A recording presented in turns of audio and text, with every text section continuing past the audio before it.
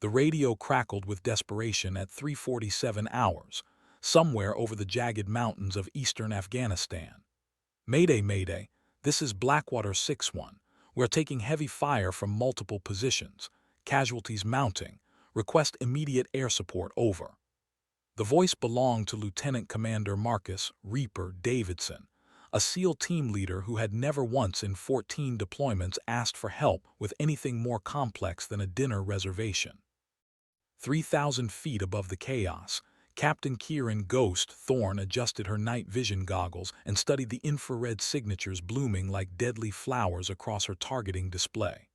Her Thunderbolt II, a flying tank that resembled a wounded bird held aloft by pure spite, banked gently through the thin mountain air. The Warthog wasn't pretty, wasn't fast, and certainly wasn't subtle, but it was hers.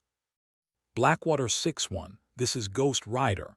I have eyes on your position, she transmitted, her voice carrying the kind of calm that only came from having stared death in the face so many times they'd become drinking buddies. Stand by for danger close. The response from ground control came immediately, sharp and unforgiving. Ghost Rider, this is Overlord. You are ordered to RTB immediately. Repeat, return to base. Weather conditions are deteriorating rapidly, visibility dropping to 0, and you are not cleared for close air support in current conditions. Kieran's jaw tightened as she watched the thermal blooms intensify below.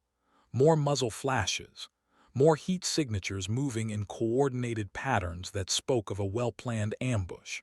The SEALs were pinned down in a valley that had become a killing field, surrounded by Taliban fighters who had spent weeks preparing this trap. Overlord Ghost Rider, negative on RTB. I have American souls in danger down there.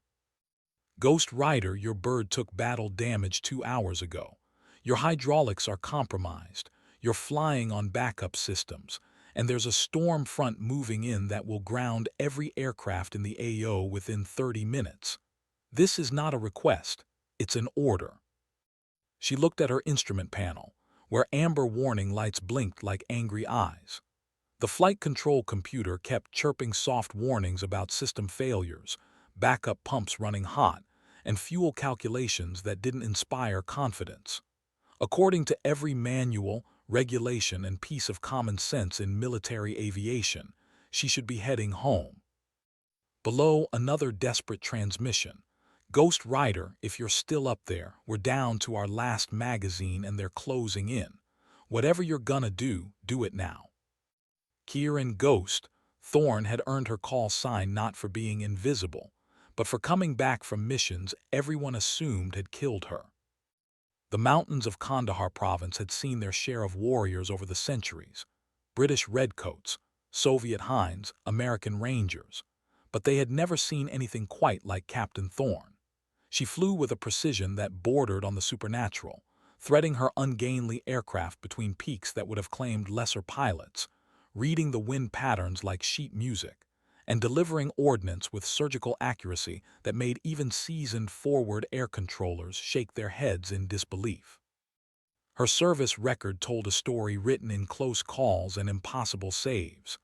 Bagram Helmand, Fallujah, she'd been there for all of it, accumulating decorations and scars in equal measure. But the thing that set her apart wasn't her technical skill or her collection of near-death experiences. It was her absolute, unwavering refusal to leave people behind. 3 years earlier, in a valley not unlike this one, her squadron had written her off as KIA after her A-10 took a direct hit from a surface-to-air missile. The blast had torn off half her tail, killed her hydraulics, and left her flying a $30 million brick with wings. Standard procedure called for immediate ejection. Instead, she'd nursed the crippled bird home through a sandstorm, landed gear up on a highway, and walked away with nothing more than a concussion and a reputation that preceded her into every briefing room from Kandahar to the Pentagon. Ghost Rider, Overlord, final warning. RTB immediately or face court-martial proceedings. Kieran switched off her primary radio and reached for the emergency frequency. Protocol was a luxury she couldn't afford when lives hung in the balance. She'd learned long ago that sometimes doing the right thing meant breaking the rules, and she'd rather explain her actions to a military tribunal than explain to families why she'd abandoned their sons and daughters to die in a forgotten valley. Her targeting computer painted the enemy positions in stark digital clarity. 12 separate heat signatures arranged in a horseshoe pattern, classic ambush formation. The SEALs were trapped in the center, their own thermal signatures growing fainter as they took cover behind whatever rocks and debris they could find. Time was running out, and altitude was becoming her enemy as the storm clouds gathered like dark omens above the peaks. The A-10's GAU-8 Avenger rotated with a sound like mechanical thunder. 7 barrels, each capable of spitting depleted uranium rounds at 70 rounds per second. It was overkill for most situations, but situations like this one didn't ask for subtlety. They demanded overwhelming, decisive violence delivered with the precision of a surgeon's scalpel. Her first strafing run lit up the night like the wrath of an angry god. The Avenger's distinctive BRRRRRT echoed off the valley walls as tracer rounds drew glowing lines through the darkness. Kieran rolled inverted and pulled through a knife-edge turn that would have impressed aerobatic pilots and terrified flight surgeons. The G-forces pressed her into her ejection seat as she lined up for another pass, ignoring the increasingly urgent warnings from her flight computer about structural stress and ammunition reserves. Blackwater 6-1, Ghost Rider, how copy? Ghost Rider Blackwater, that was beautiful. Enemy fire has decreased significantly, but we still have contacts to the north and east. Can you make another pass? The storm was closing in faster than forecasted. Visibility was dropping by the minute, and her navigation systems were starting to show the first signs of interference from the electrical activity building in the clouds above. Ice crystals began forming on her canopy, adding another layer of complexity to an already impossible situation. But the thermal imaging still showed enemy positions, still showed her people pinned down and fighting for their lives. Her second pass was even more precise than the first. She came in low, so low that her landing gear nearly clipped the ridgeline, and walked her cannon fire across 3 separate positions with the methodical efficiency of a craftsman perfecting their art. Return fire sparkled from the rocks below, but it was scattered and desperate now, the coordinated ambush beginning to collapse under the withering assault from above. "That's what I'm talking about," Davidson's voice crackled over the radio, carrying the kind of relief that only came from watching certain death transform into tactical advantage. "Ghost, you just saved our bacon. We're mobile and moving to extract." But Kieran wasn't finished. Her ammunition counter showed 67 rounds remaining, not enough for another full strafing run, but enough to make a statement. She brought the Warthog around in a climbing turn that showcased every ounce of skill she'd accumulated over 8 years of combat flying, lined up on the largest remaining heat signature, and squeezed the trigger one last time. The night sky erupted in brief, brilliant violence, and then there was silence. The storm hit 20 minutes later with the fury of nature unleashed. Wind shear that could flip aircraft like coins, visibility measured in feet rather than miles, and turbulence that tested every bolt and rivet in the A-10's brutally functional airframe. Kieran fought the controls as her aircraft bucked and rolled through thermals that felt like invisible mountains, her backup hydraulic system straining against forces that would have overwhelmed manual flight controls. Her navigation system failed first, victim of electromagnetic interference from the lightning strikes that turned the sky into a photographer's nightmare. Then her primary radio, cutting her off from ground control and leaving her alone with nothing but static and the sound of her own breathing. The fuel gauge showed numbers that made optimistic assumptions about wind speed and direction, assumptions that the storm was systematically destroying with every gust and downdraft. But she kept flying, because that's what pilots do. They fly when the sky tries to kill them, when the weather makes flight impossible, when every rational calculation says to give up and punch out. They fly because people on the ground are depending on them to get home safely, to land gear down on a runway somewhere, to walk into a debriefing room and explain exactly how they managed to accomplish the impossible one more time.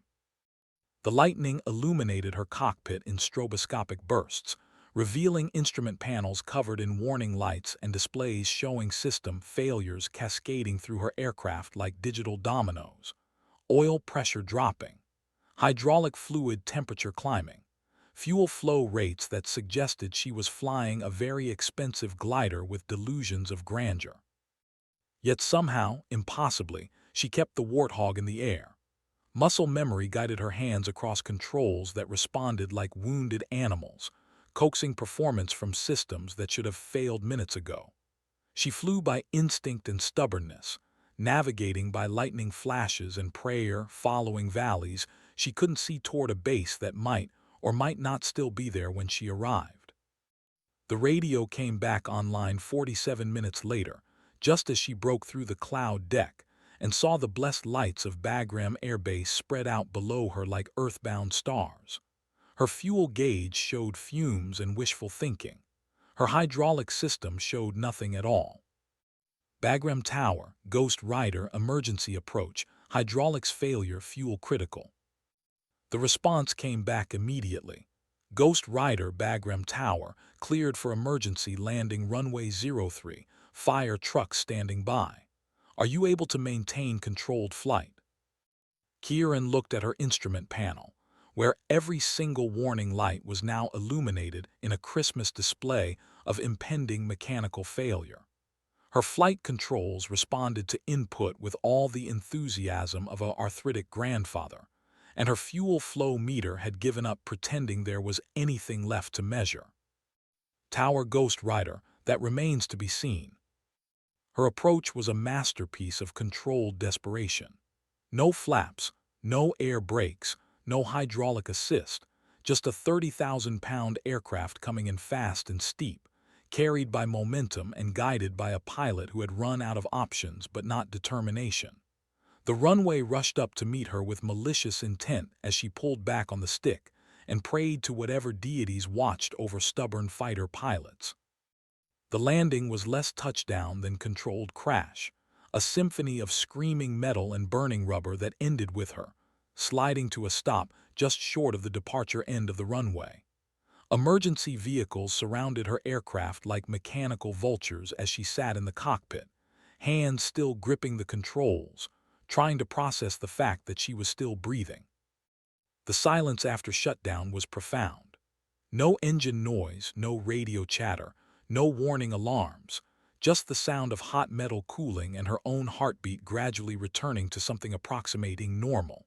She'd done it again, brought home an aircraft that should have been a smoking hole in some unnamed mountain, delivered ordnance precisely where it was needed, and saved lives that might otherwise have been lost to bureaucratic caution. But as she climbed down from the cockpit and looked at the damage to her aircraft, holes in the fuselage, hydraulic fluid streaming from severed lines, control surfaces held on by little more than hope, she knew this conversation was far from over.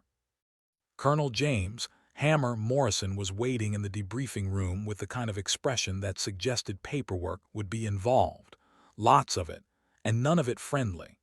He was old-school Air Force, a by-the-book officer who had earned his position through methodical competence and an absolute faith in the chain of command. He looked at Kieran like she was a particularly interesting species of military disciplinary problem. "Captain Thorne," he began, his voice carrying the weight of regulation and disappointed authority, "do you have any idea what you've done?" She stood at attention, still wearing her flight suit and the smell of jet fuel and ozone. "Sir, I provided close air support to American forces under fire, neutralized enemy positions, and facilitated their successful extraction. You disobeyed a direct order to return to base. You engaged in unauthorized combat operations during adverse weather conditions. You flew a combat mission in an aircraft with known mechanical deficiencies. You endangered a multi-million-dollar piece of military equipment, and more importantly, yourself." The words hung between them like accusations looking for a verdict. Kieran had heard variations of this speech before, in other debriefing rooms after other missions where she'd chosen lives over regulations. The script never changed much: duty, chain of command, proper procedures, the importance of following orders even when they didn't make sense in the moment. Sir, with respect, 12 Navy SEALs are alive because of those unauthorized combat operations. Morrison's expression didn't change, but something shifted in his eyes. He'd been in combat himself decades ago, and he knew the weight of decisions made in split seconds when lives hung in the balance. The book said one thing, experience whispered something else entirely. Captain, those 12 SEALs were extracted safely. Their mission was successful, but that doesn't change the fact that you violated direct orders and endangered yourself and valuable military assets in the process. There will be consequences. She nodded, accepting what was coming. Court-martial proceedings, possible reduction in rank, maybe even discharge from the service she'd given 8 years of her life to. But she'd sleep well knowing that 12 families wouldn't be getting visits from casualty notification officers. 12 sets of children wouldn't grow up without fathers. 12 wives wouldn't become widows because she decided to follow the rules instead of her conscience. However, Morrison continued, and something in his tone made her look up, there are also commendations being written: Distinguished Flying Cross, Air Medal with Valor, Purple Heart for the shrapnel wounds you apparently didn't think worth mentioning in your initial report. The last part caught her by surprise. She looked down at her flight suit and noticed for the first time the dark stains on the fabric, the small tears where metal fragments had found their mark during the initial enemy contact. Adrenaline was a powerful anesthetic, and she'd been too focused on the mission to notice her own injuries. Sir, Captain, you saved 12 lives tonight, but you also scared the hell out of everyone in this chain of command. We need pilots who can think independently and make decisions under pressure. We also need pilots who understand that orders exist for reasons beyond bureaucratic convenience. The debriefing continued for another hour, covering tactical decisions, mechanical failures, weather conditions, and ammunition expenditure reports. But the real conversation was happening in the spaces between words, in the recognition that warfare sometimes demanded choices that couldn't be found in any manual or regulation. Leadership meant accepting responsibility for those choices, regardless of the consequences. Later, alone in her quarters, Kieran sat on her narrow bunk and cleaned the small wounds on her arms and shoulders. The shrapnel had been minor, more annoying than dangerous, but it served as a physical reminder of how close things had gotten. Her hands shook slightly as the adrenaline finally faded, replaced by the kind of exhaustion that came from dancing with death for several hours and somehow managing to avoid stepping on its toes. Outside her window, she could see her A-10 sitting on the maintenance ramp, surrounded by work lights and technicians who were systematically documenting every failure, every bullet hole, every system that had somehow continued functioning long past its theoretical breaking point. The aircraft looked like a wounded warrior, battered but unbroken, ready to be patched up and sent back into the fight. Her phone buzzed with a text message from an unknown number. "Ghost, this is Reaper. Words aren't enough, but they're all I have. Thank you, you saved my boys. We owe you everything. Semper Fi." She stared at the message for a long time, thinking about duty and sacrifice, about the weight of decisions made in darkness and violence, about the thin line between heroism and insubordination. Tomorrow would bring official reports and possibly disciplinary action. Tonight, 12 families would have their loved ones coming home. In the end, that arithmetic was simple enough even for military bureaucracy to understand. 3 weeks later, the ceremony took place on a dusty parade ground at Bagram, with representatives from every branch of service in attendance, and a small collection of reporters who had somehow convinced their editors that this story was worth telling. Colonel Morrison stood behind a podium decorated with ribbons and official seals, reading from a citation that transformed her rule-breaking into officially sanctioned heroism. For extraordinary heroism while participating in aerial flight as pilot of an A-10 attack aircraft. Captain Thorne's exceptional courage, superb airmanship, and devotion to duty resulted in the successful extraction of friendly forces and the neutralization of enemy positions. Her actions were in keeping with the highest traditions of military service and reflect great credit upon herself, her unit, and the United States Air Force. The Distinguished Flying Cross felt heavier than she'd expected as Morrison pinned it to her dress uniform. The weight wasn't physical. The medal itself was just metal and ribbon, but symbolic. It represented recognition from an institution that didn't give such things lightly, acknowledgement that sometimes breaking the rules was the most military thing you could do. Lieutenant Commander Davidson was there, along with his entire SEAL team, standing at attention in their dress blues. They looked uncomfortable in formal uniforms, like warriors playing dress-up, but their presence spoke louder than any citation or speech. When the ceremony ended, Davidson approached her with the kind of measured pace that suggested important words were coming. "Captain," he said, offering his hand, "I've been in special operations for 16 years. I've worked with every kind of pilot the military produces, Navy, Air Force, Marines, even a few Army crazies who think helicopters are aircraft. I've never seen flying like what you did that night." She shook his hand, nodding the calluses and scars that marked him as someone who worked with his hands in dangerous places. "Just doing my job, Commander."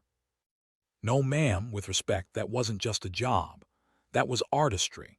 That was someone who understood that rules exist to serve people, not the other way around. My team talks about that night like it was something out of a movie. The way you threaded between those peaks in zero visibility, the precision of your gun runs, the fact that you somehow kept that beat-up bird in the air when it should have been scrap metal, that's the kind of thing that becomes legend."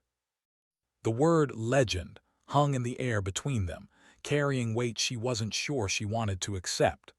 Legends were for other people, for heroes in history books and Hollywood movies. She was just a pilot who had made some decisions and gotten lucky with the outcomes. But looking at Davidson and his team, seeing the respect in their eyes and the genuine gratitude in their expressions, she began to understand that sometimes legend was just another word for doing the right thing when it mattered most, regardless of the cost. The weeks following the ceremony brought changes she hadn't anticipated. Her reputation, always solid within aviation circles, began to take on mythical proportions. Young pilots sought her out for advice. Maintenance crews spoke about her aircraft with something approaching reverence, and mission planners started requesting her specifically for operations that required, as they euphemistically put it, creative problem-solving. The nickname evolved too. She was no longer just Ghost Thorne, she had become Ghost Rider, a call sign that carried implications of supernatural ability and stubborn immortality. The name followed her through ready rooms and flight lines, spoken with the kind of tone usually reserved for discussing particularly impressive weather phenomena or acts of divine intervention. But fame in military aviation was a double-edged sword. With recognition came scrutiny, and with scrutiny came expectations that were sometimes impossible to meet. Every mission became a test, every decision examined through the lens of her growing reputation. The weight of other people's expectations could be heavier than G-forces and more dangerous than enemy fire. Her squadron commander, Lieutenant Colonel Sarah Viper Chen, called her into the office on a Tuesday morning in late September. Chen was a pilot's pilot, someone who had earned her position through skill rather than politics, and her opinion carried weight throughout the wing. She looked at Kieran with the kind of expression that suggested complicated conversations were ahead. "Kieran, we need to talk about your future." The words carried implications that extended beyond simple career planning. In military aviation, conversations about the future usually meant decisions about leadership roles, advanced training, or assignments that would shape the next decade of service. They also sometimes meant conversations about knowing when to step back before the odds finally caught up with you. Ma'am, I'm listening. You've become something of a celebrity, whether you wanted to or not. The Air Force likes heroes, especially heroes who generate positive press coverage and inspire young recruits. But the Air Force also needs experienced pilots who can teach others and lead squadrons and plan missions from behind desks rather than from cockpits. The implication was clear. Success in military aviation often led to positions that took you away from the thing you loved most, flying. Leadership roles, staff assignments, training commands, all important, all necessary, but none of them involving the visceral thrill of strapping yourself into a machine designed for violence and hurling it through hostile skies at impossible speeds. Ma'am, are you suggesting I should consider a change of assignment? Chen leaned back in her chair, studying Kieran with the calculating gaze of someone who understood both the costs and benefits of various career paths. I'm suggesting you think about what you want the next chapter of your story to look like. You can't be the squadron's miracle worker forever. Eventually, the odds catch up with everyone, and when they do, it's better to be teaching the next generation than discovering your own limitations at 30,000 feet. The conversation continued for another 30 minutes, covering promotion opportunities, advanced education programs, and leadership development courses that would prepare her for squadron command. All of it made perfect sense from a career standpoint. All of it felt like a slow-motion death sentence to someone who had spent 8 years defining herself by her ability to make aircraft do impossible things. That night, alone in her quarters, she stood at the window and watched the maintenance crews working under floodlights, preparing aircraft for the next day's missions. Her own A-10, fully repaired and upgraded, sat in its revetment like a metallic predator waiting for dawn. In a few hours, she would strap herself into that cockpit again and lift off into whatever challenges the day might bring. The sky outside was clear, filled with stars that seemed impossibly distant and perfectly still. Somewhere out there, people were in danger, waiting for someone to come to their aid, hoping that when the radio crackled with their desperate calls for help, someone would be listening who understood that some things were more important than following orders. She made her decision without conscious thought, the way pilots make most of their important decisions, trusting instinct and experience over analysis and deliberation. Tomorrow she would submit a request to extend her combat tour, to remain in theater where she could continue doing the work that defined her.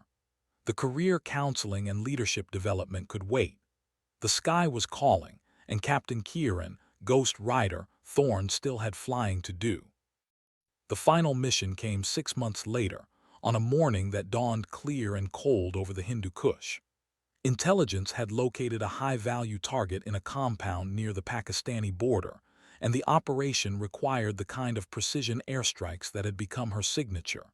It was supposed to be routine: sanitize the target, provide overwatch for the extraction, return to base for debriefing and paperwork. Instead, it became the mission that defined everything she had worked toward, and everything she was willing to sacrifice. The compound was more heavily defended than intelligence had suggested, and the ground team found themselves pinned down within minutes of insertion. Enemy fighters poured in from surrounding villages, turning what should have been a quick strike into a protracted battle that threatened to become a massacre. Radio calls for immediate extraction became increasingly desperate as ammunition ran low and casualties mounted. Kieran arrived on station to find a tactical situation that was deteriorating by the minute. The enemy had prepared for airstrikes, positioning anti-aircraft weapons and surface-to-air missiles throughout the area. Her first pass drew intense fire from multiple positions, and her aircraft shuddered under the impact of small arms fire that shredded control surfaces and punctured fuel lines. Ghost Rider, this is Overlord. Enemy air defenses are too heavy for effective close air support. You are ordered to maintain altitude and provide reconnaissance only. Below, she could see the thermal signatures of friendly forces growing smaller and weaker as they took cover behind whatever protection they could find. The enemy was closing in with methodical efficiency, and time was running out. Her fuel was leaking at an alarming rate, her control surfaces were damaged, and her hydraulic system was operating on borrowed time. She looked at her instrument panel, then at the tactical display showing American lives in immediate danger, and made the same choice she had made countless times before. Some orders existed to protect people. Others existed to protect institutional liability. The difference was usually obvious to anyone willing to look. Overlord Ghost Rider negative, I'm going in. Her final attack run was a thing of beauty and terror, a demonstration of everything she had learned about precision flying and controlled violence over 8 years of combat operations. She came in low and fast, threading between missile sites and anti-aircraft positions with movements that seemed to defy the laws of physics and the limitations of mechanical engineering. The GAU-8 spoke with its distinctive voice, walking destruction across enemy positions with the methodical precision of a master craftsman.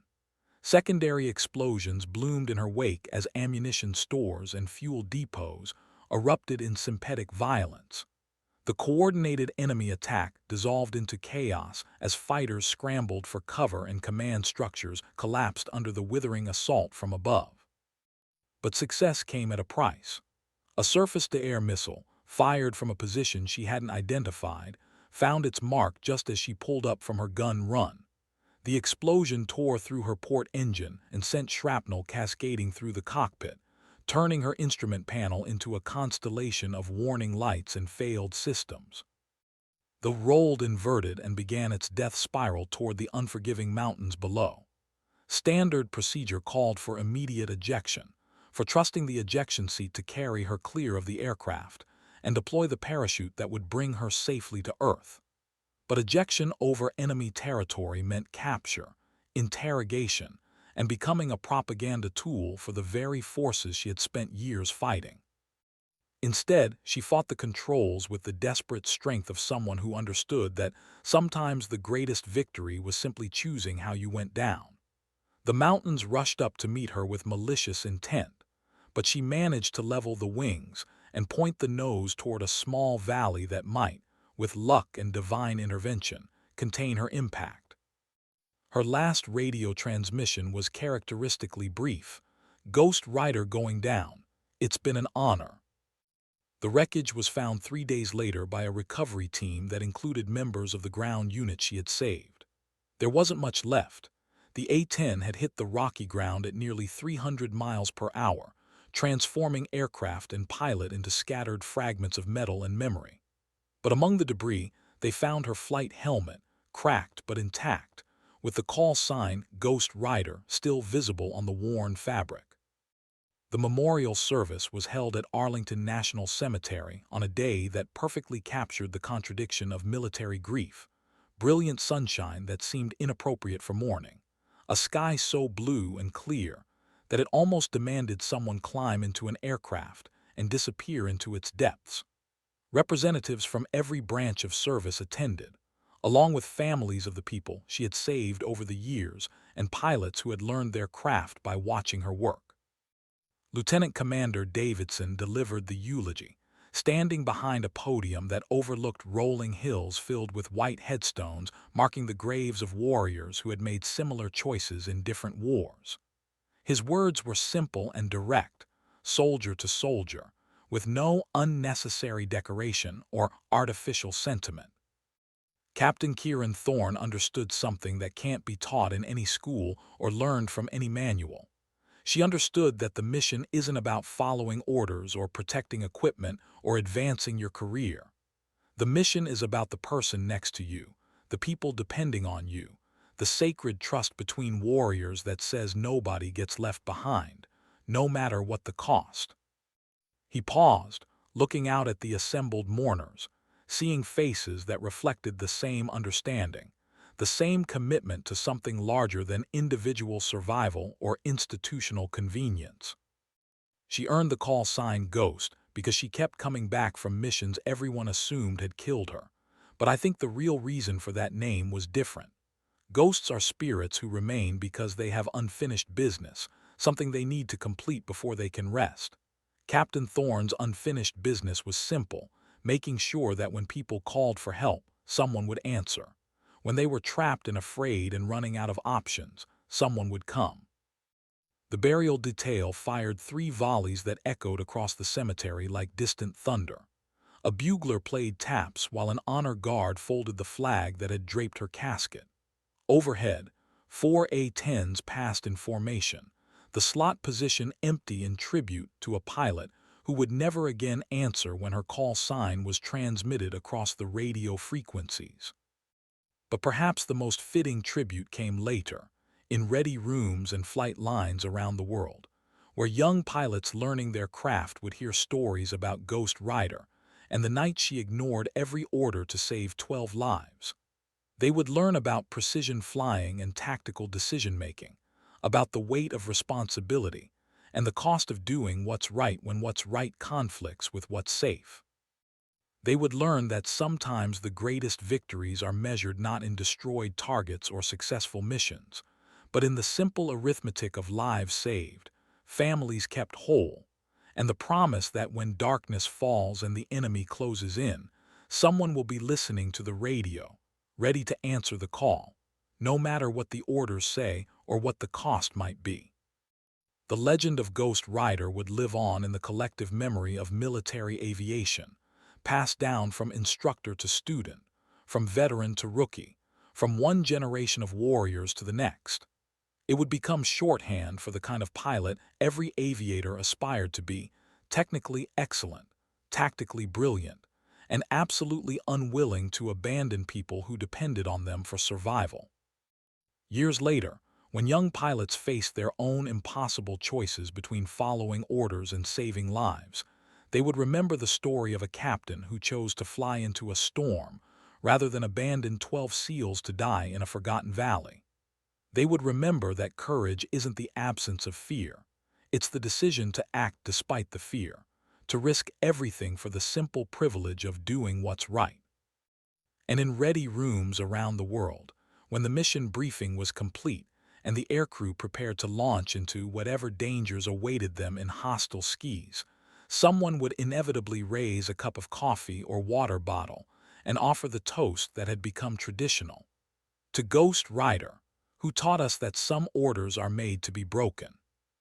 The sky would be waiting, infinite and demanding, filled with challenges that would test their skill, their courage, and their commitment to the sacred trust between warriors. And somewhere in that vast blue expanse, the spirit of Captain Kieran, Ghost Rider Thorne, would be flying eternal patrol, watching over those who chose to answer when someone called for help, ensuring that the promise would never be broken. When American forces are in danger, someone will come.